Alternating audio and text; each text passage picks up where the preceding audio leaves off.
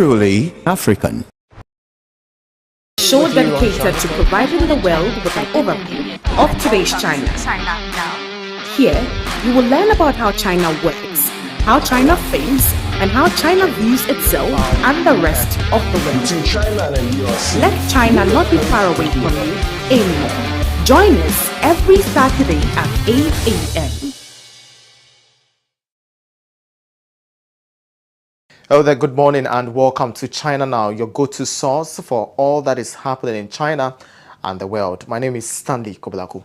And let's start with China Currents, where Lisa is standing by to bring us up to speed on how Latin America is running to wealth through a huge port investment that will change the history of Peru. More is coming up shortly. Please stay. China Currents is a weekly news talk show from China to the world. We cover viral news about China every week and also give you the newest updates on China's cutting-edge technologies. Let's get started.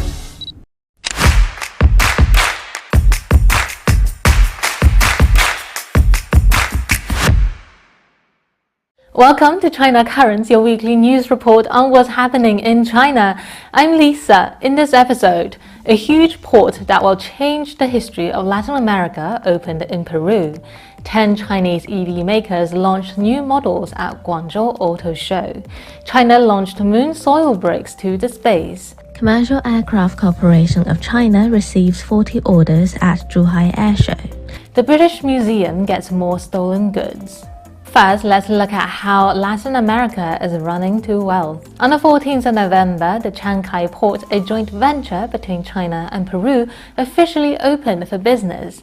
And this holds revolutionary economic and political significance for Peru and Latin America. Economically, the opening of the Chancay port has led to a substantial reduction in both time and cost associated with transporting goods from Latin America to Asia. Before this development, South America lacked convenient deep-water port along its Pacific coast. Goods from countries like Brazil, Colombia, and Peru must pass through the Panama Canal. However, the Panama Canal has a limited capacity for having only 32 cargo ships per day on average, and a significant portion of this traffic is occupied by US and European companies, which severely constrained South America's exports. Moreover, the canal has imposed insurance fees ranging from 60,000 to 200,000 USD per ship, which significantly drove up the export costs. In contrast, the Chancay port has direct access to the Pacific Ocean, and this reduced the time needed for ships to travel from Peru to China from 35 days to 23 days. With 4 docking sites and an annual capacity of 1.5 million TEUs, that's 20-foot equivalent units, the port can handle an extra 300 fully loaded cargo ships per year. This translates into an average daily export of over 40,000 tons of goods to China. With a depth of 17.8 meters, the Chancay port can hold ultra-large container ships carrying 18,000 TEUs, establishing itself as a vital transport hub and logistics center along South America's Pacific coast. According to reports from Chinese official media, this development is expected to save Peru over 20% in logistic costs, generating more than 4.5 billion USD in annual revenue and create over 8,000 jobs opportunities. China has also built a complementary road network for the Chancay port, such as a tunnel connecting the Andes Mountains to the Pan-American Highway. This allows goods from Brazil, Colombia, and Venezuela to quickly move from the Chancay port to any countries along the Pacific coast. The port is expected to increase the trade competitiveness of Latin America across the entire Pacific region. From a political perspective, the opening of the Chancay port is a major victory for the people of Latin America in resisting US hegemony, and signaling that Latin America is the US backyard is just a wishful thinking of the US politicians. However, the construction of the Chancay port was not without its challenges. Despite the continual support for its construction from former Peruvian president, the US has hyped up concerns about the port. In October 2023, the American think tank CSIS claimed that the US government was very concerned about Peru's national security. The Financial Times cited statements from General Laura Richardson, the US Southern Command, alleging that the Chancay port could definitely accommodate Chinese warships, suggesting that Peru could potentially be used by the Chinese Navy as a foothold in South America. In response to the objections from the United States, the Peruvian foreign minister pointed out that if the United States was concerned about China's growing presence in Peru, then the US should increase its own investments in Peru. The situation worsened on the 1st of January 2024 when the Peruvian National Port Administration announced that the exclusive operating rights granted to COSCO Shipping Group in 2021 were a mistake and should be revoked. This decision was based on the Peruvian Congress' view that the Port Administration did not have the power to grant the exclusive rights to companies. However, this exclusivity was crucial for attracting further investments from COSCO. If the contract was to be broken, COSCO would be held accountable to its investors, and the Peruvian government would likely face significant compensation claims. The Chancay Port project, which was intended to be a win-win for both China and Peru, was now at risk of becoming a lose-lose situation.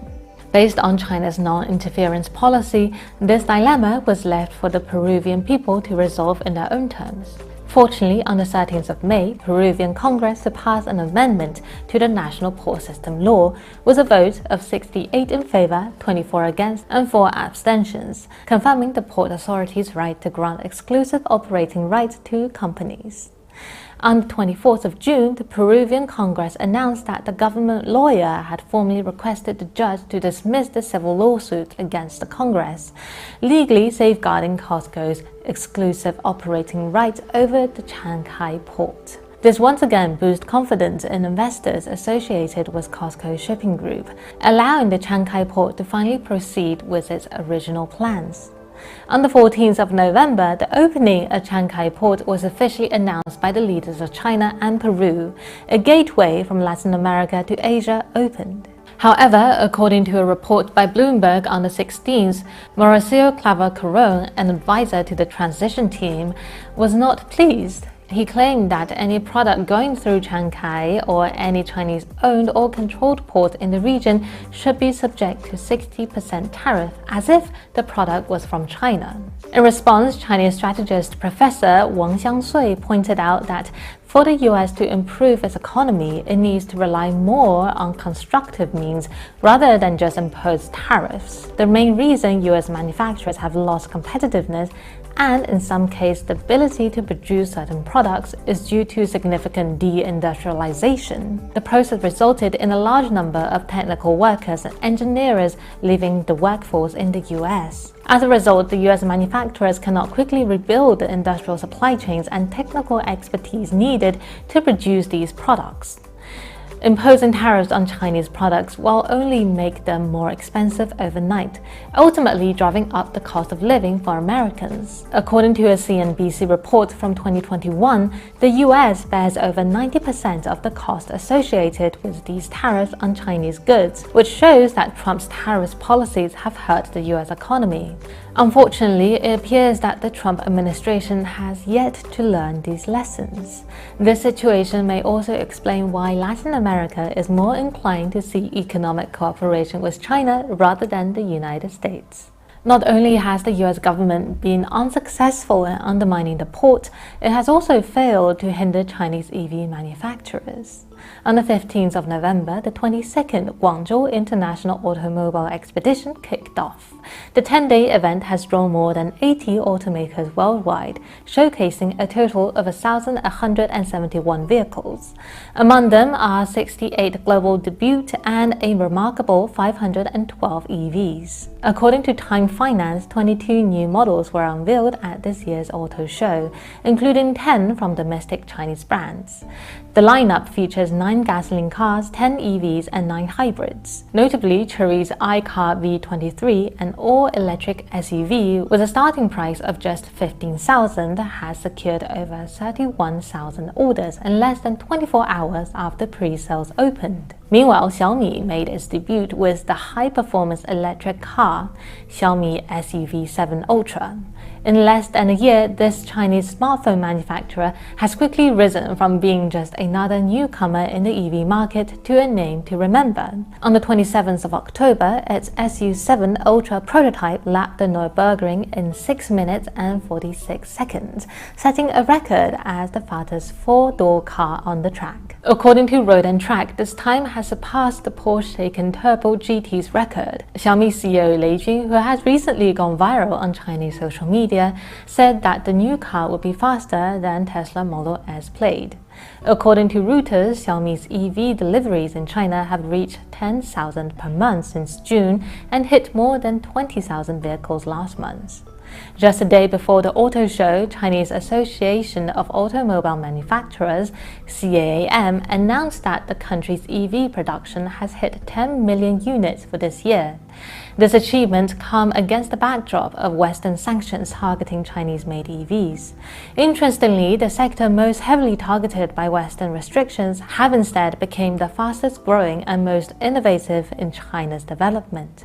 For instance, China's largest automaker, BYD, brought its 3 independent brands to the show. Last month, it released its financial results for the first 3 quarters of the year, reporting a total revenue of 70 billion USD, a 19% year-on-year increase. Notably, its revenue in the third quarter reached 28 billion USD, surpassing Tesla for the first time. Moreover, in September alone, BYD sold nearly 420,000 vehicles, equivalent to its total sales for the entire year of 2020. As Chinese electric vehicle sales skyrocketed, there are also good news from China's manned moon project. On the 15th of November, China launched the Tianzhou 8 cargo spacecraft. The supplies include various equipment and materials for scientific experiments. Notably, one of the experiments on this mission involves bricks made by China's moon soil. These bricks will undergo tests to assess their strength and durability in extreme environments and to observe how they perform in the vacuum of space. China plans to build its International Lunar Research Station in the 2030s. If these bricks prove suitable for construction buildings on the moon, China will be able to utilize local resources to assemble its Lunar Research Station. This will greatly reduce the transport cost and emission of China's lunar base. Next up, let's move back inside the atmosphere. On the 17th of November, the 15th China International Aviation and Aerospace Expedition came to a successful close. China's homemade C919 passenger jet has once again captured the world's attention. C919 is a narrow-body airliner developed by Commercial Aircraft Corporation of China, COMAC.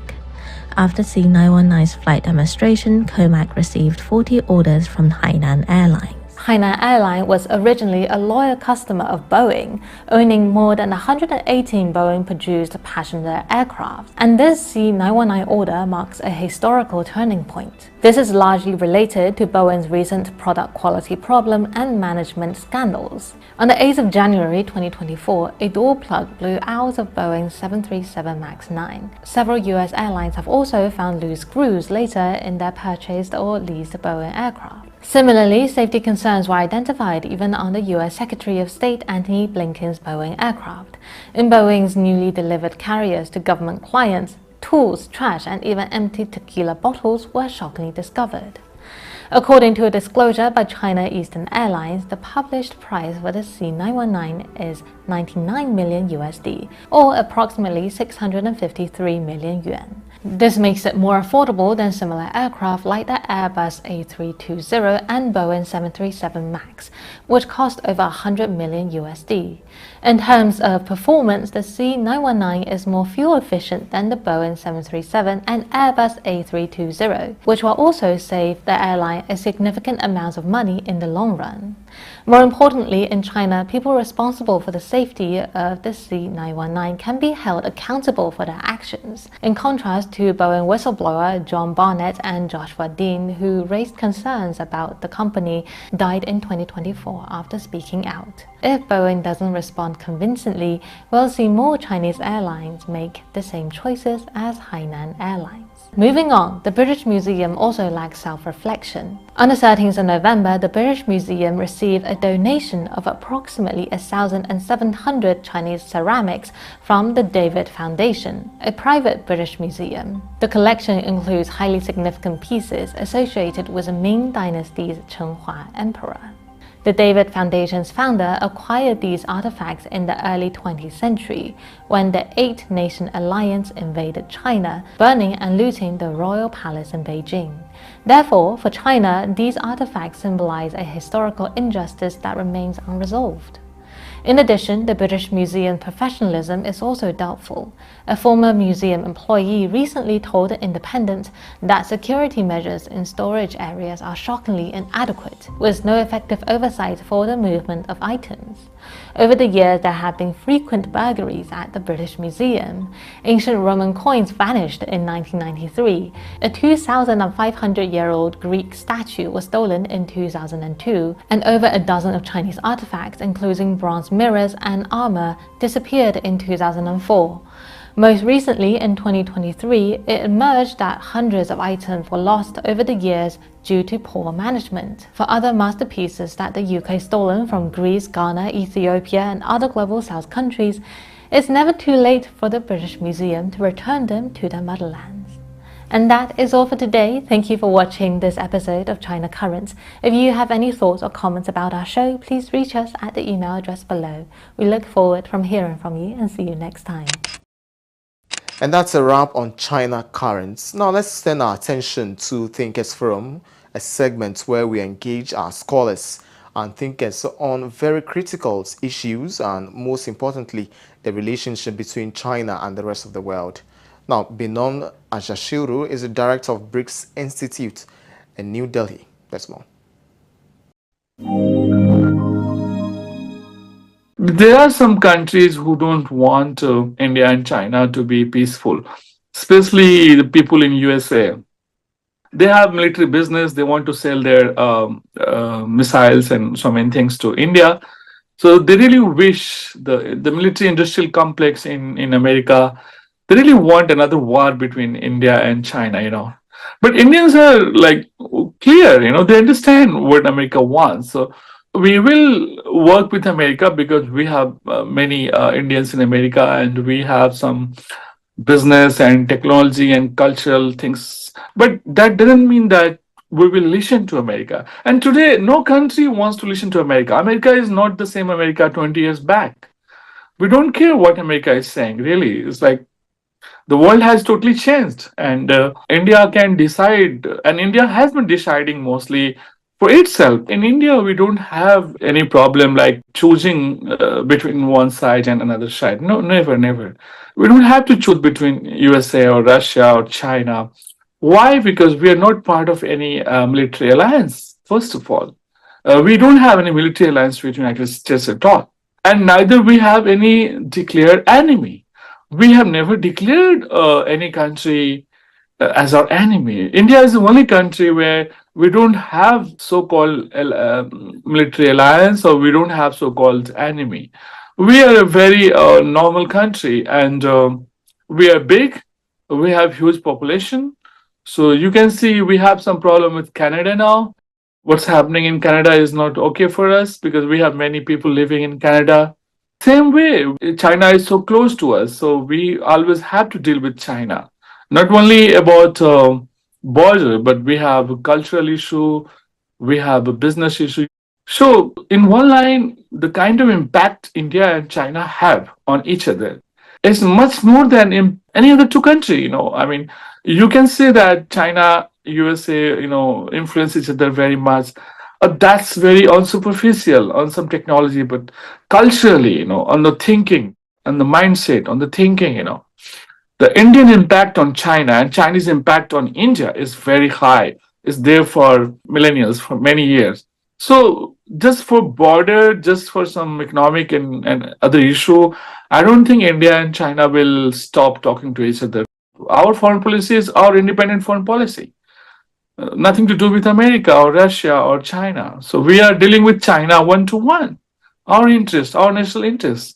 So you don't have to bring America between India and China. The two biggest question now today is many people doubt that the rise of China will not be peaceful, and what will happen when China and USA go for a new Cold War. It will have a big impact on the world. At the same time, all the Chinese friends they ask one question: why you Indian guys trust America? Why you go with America? The reality is not true. We never like America. We never like America. But in USA, after COVID-19, they just opened the green card. 200,000 Indians, they got green card just now. Okay. So the Canada, Australia, America, they have huge land. And, in India, our land is very little. My house is very small. So, so people want to have good life. That's why they go to America, but they don't become Americans. Indians, they still follow Indian life, Indian food, Indian culture. But at the same time, we also don't have any basic problem with United States. We don't have any issue. 2 days back, they sanctioned 20 companies, 19 Indian companies for supplying some material to Russia. We are just like China, Iran, Russia. India is also used to American sanction. We don't care it. We don't care it. Let them sanction it. We don't care. So the next president of USA will be very important for world peace.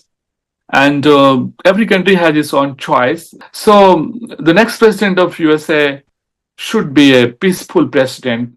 What's happening in Russia and Ukraine, this war, or what's happening in Israel and Palestine, in Middle East, the main issue is the US policy, right? If they want, they can stop it, but they're not stopping it.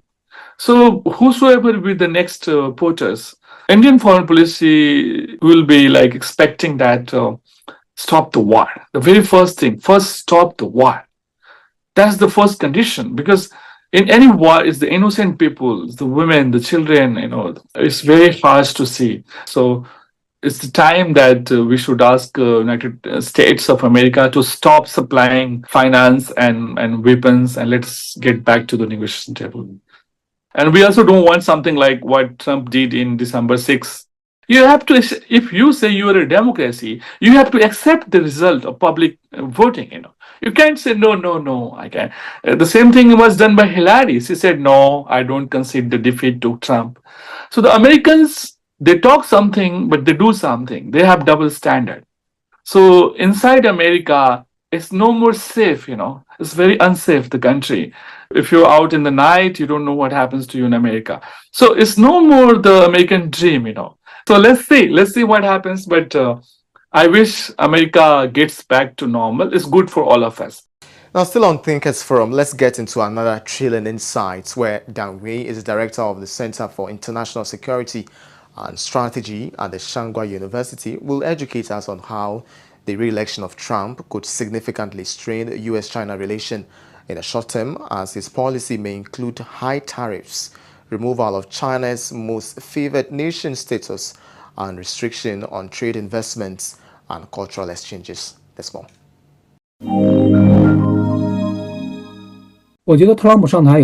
Trump's re-election would certainly take a great toll on U.S.-China relations, at least in the short term. For China, Trump's ascent holds multiple implications. However, if we focus narrowly on short-term direct U.S.-China bilateral relations, the impact would be quite negative. Trump is very likely to implement high tariffs. He may also remove China's most favored nation status, as he has mentioned many times. He might also impose restrictions on the economic and trade sectors, possibly limiting U.S. investment. Beyond the economic and trade sectors, he may also restrict cultural and educational exchanges, such as tightening visas for Chinese students. Additionally, some Americans continue to blame China for the COVID-19 pandemic. Trump himself still uses terms like the China virus. All of these would take a toll on U.S.-China relations. In summary, I think he will take several actions. It may be difficult to pinpoint the timing of his actions in 2025. The shockwaves these actions will cause is foreseeable. Once he takes these actions, the Chinese government will surely respond. The intensity of the countermeasures may vary, but I expect a downward spiral of bilateral relations to be triggered as a result. Currently, China and the Biden administration maintain more than 20 dialogue mechanisms. By next year, these are likely to be terminated, or at least reviewed. I expect next year to see fewer formal communication channels between the two sides. The U.S.-China relations may enter a downward trajectory, and it could happen fairly quickly. Of course, you might ask whether it will stabilize after 2 years. For example, a 60% tariff is considered by many to be unsustainable for the country and harmful for U.S. consumers. I agree with that view, but the Trump administration will first need to come to this realization. If there is indeed an impact, because economists have different interpretations, if the impact is significant, it will still take some time for Trump to recognize it. Once he realizes it, he may then make adjustments, but it won't be a short-term matter. So, what I mentioned earlier is my prediction for the next year, which I believe will be quite negative for U.S.-China relations. It will be quite challenging. I describe the relationship between the U.S. and its allies as a tangled ball of string. It's complex. The Ukraine crisis is one of the loose threads being unraveled. This tangled ball won't fully untangle because of the war, but it will be significantly affected. The war will affect how the Ukraine crisis will end, impact U.S.-Europe relations, and also the China-Europe relations. It could even influence U.S.-Russia relations and possibly China-Russia relations. In other words, a round of power reshuffling will emerge. Of course, when I talk about a reshuffling, I don't mean it will be complete. A complete reshuffling won't happen. There won't be a U.S.-Europe split, nor a close Sino-Europe tie. I always mention a range of 10 to 20% when discussing this issue. The U.S.-Europe relations could drift apart by 10 to 20%. Under Trump, and Sino-European relations could improve by 10 to 20%. It's likely something along those lines. Changes in major power relationships are always limited, whether for the better or worse. These changes are not qualitative. For the U.S.'s allies in Europe and the Asia-Pacific, the presence of Russia is a fundamental reality. Even if the Ukraine war were to stop, Russia would still be there. In the foreseeable future, European countries do not have the ability to counter Russia on their own. So, despite their strong dislike for Trump, they still have to rely on the U.S. for support. The Asia-Pacific countries, such as Japan and South Korea, are in a similar situation. I can even say the same for ASEAN and Southeast Asian countries. Their mindset is the same, because for these countries, while China has no subjective intention to threaten them, they naturally worry about the presence of a large China. They feel the need for a major power to balance China. Southeast Asian countries are the most typical example.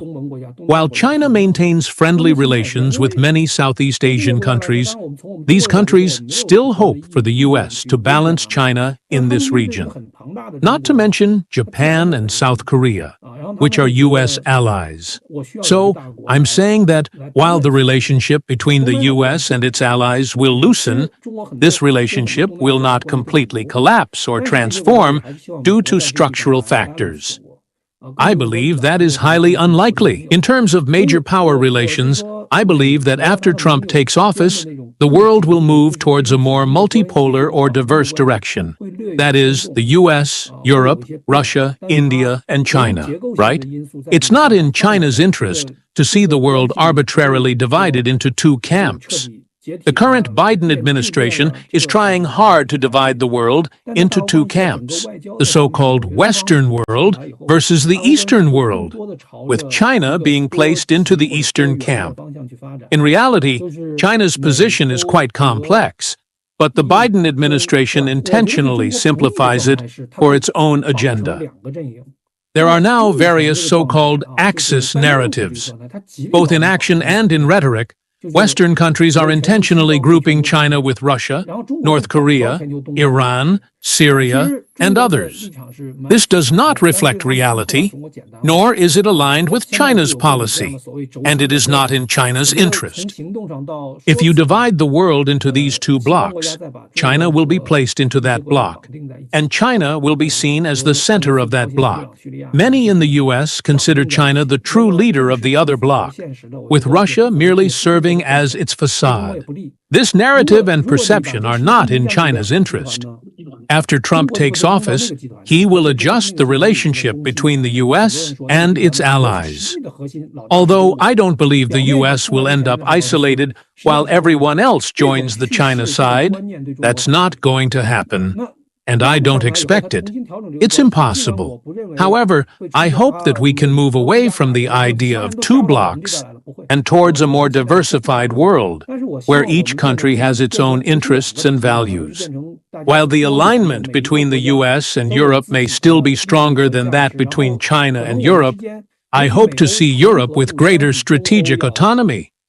I hope Europeans can see that China is not entirely their rival, and that China and Russia are not entirely aligned. I also hope that India can recognize that all countries are independent actors. I believe this perspective not only better aligns with the realities of international politics, but is also beneficial to China's interests.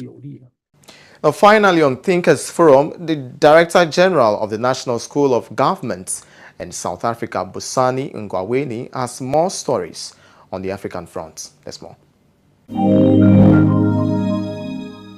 Let me start by saying that, the motto of our foreign policy, or the theme that has carried out over the years, is that of building a better Africa and a better world.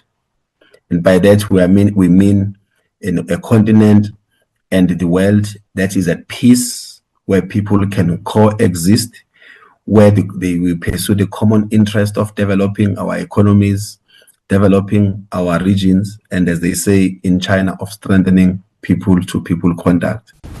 As all developing countries. Just recently, when President Ramaphosa was in charge of the AU, the African Union, when he was elected to lead the African Union, he put forward an idea that the AU must pursue the silencing of the guns. That was the theme that carried him during that period, that we must silence the guns. Because South Africa has a view that countries and regions cannot develop when there is a sound of a gun outside. It scares people, it drains resources, it destabilizes communities. And that's a context within which, therefore, South Africa's support for what emerged as a declaration out of the recent BRICS summit has to be seen, because all the interventions made by the leaders who were at BRICS, including the President of South Africa, the host President of Russia, the President of India, the President of China, in fact, we're speaking to this idea of silencing the guns, because there's a greater benefit in the silencing of the gun. But you must remember also that South Africa itself achieved freedom eventually through negotiations. And that is why the President Ramaphosa has been arguing over time that there could be a peaceful resolution of conflict. You cannot have a peaceful resolution of conflict if there are people who are relentless in sabotaging efforts for peaceful negotiations and resolution of conflict, if there are people who are arming and supplying deadly, weapons, as we see in the Middle East. We have always argued as South Africa, all our presidents, that Palestine and Israel, both of them need to coexist peacefully, side by side, with a full right and sovereignty for the state of Palestine, that the existence of the other does not negate the other. That is a basic belief of the South African government, and all its statements and activities must be seen within that context, from President Mandela until President Cyril Ramaphosa, that you've got to silence the guns and that you can settle that dispute peacefully, and that it could have avoided the genocide that is currently unfolding. You will be aware that our president, together with other African presidents, even embarked on a mission to engage the presidents of Russia and Ukraine, where they were pursuing this idea of a peaceful settlement. So across the terms of government, across all the heads of state, if you read their statements, there is continuity in what South Africa believes in terms of peaceful resolution of conflict, in terms of silencing the guns, in terms of transforming the multilateral system, in terms of shifting the agenda from hegemony, from bullying, from abusing smaller nations, to shifting the agenda to focusing on national development, on regional development, greater and fair trade across the world, strengthening people-to-people contact, and making sure that you take care of the ecological concerns, which is one of our preoccupations right now. Yeah, I have a theory that what is emerging in the global south is a counter to what we have seen as an exercise of statecraft from North America and Western Europe. Over the years, they have exercised what I call hegemonic statecraft, where they use all the resources at their disposal to impose themselves, to be hegemonic, to rule and dictate the terms to the people of the global south in particular. And that results in an epistemic justice, ecological justice, and even democratic injustice. Those are all the injustices that have been suffered as a result of the exercise of hegemonic statecraft. I am putting forward an idea there that the global south, through BRICS, FOCAC, and other such platforms, is emerging what I call developmental statecraft, which is shifting the idea to using the power, to using the resources at the disposal of the state towards developing people, developing economies, taking care of the environment, and so on. And I think it is important that the global south must pursue that idea of democratic and developmental statecraft that is more about human development than it is about human domination, because the hegemony that we see in the global south, which is hegemonic statecraft manifestation, is destructive and delays the idea of achieving human progress, as it were. Hence, I am arguing for this developmental and democratic statecraft that is emerging and consolidating in the global south, that it needs to be supported, and that platforms like BRICS, like FOCAC, and many others are important for that purpose. Well, the example of this exercise of hegemonic statecraft is what we see happening in the Middle East right now. Because in the Middle East, if we were using democratic and developmental statecraft, we will be able to negotiate the settlement of the dispute and create two states living peacefully side by side with full sovereign as democratic states in that region. But hegemonic statecraft dictates that instead of supplying ideas to settle the dispute, arms and deadly weapons are being supplied. That is part of hegemonic statecraft, with a view that if there is human destruction, the destruction of property, you will be able to suppress the aspirations of others to be free. And we know in history that that has never happened. There is no war that has been fought that has settled all wars. In fact, you may settle that war today, but you know that the residual effect of it will linger in the hearts and minds of the people. It is therefore absolutely impossible that the claims of the people of Palestine can ever be extinguished. It is impossible, even if all of them were to be cleansed, as it is happening right now. That is impossible.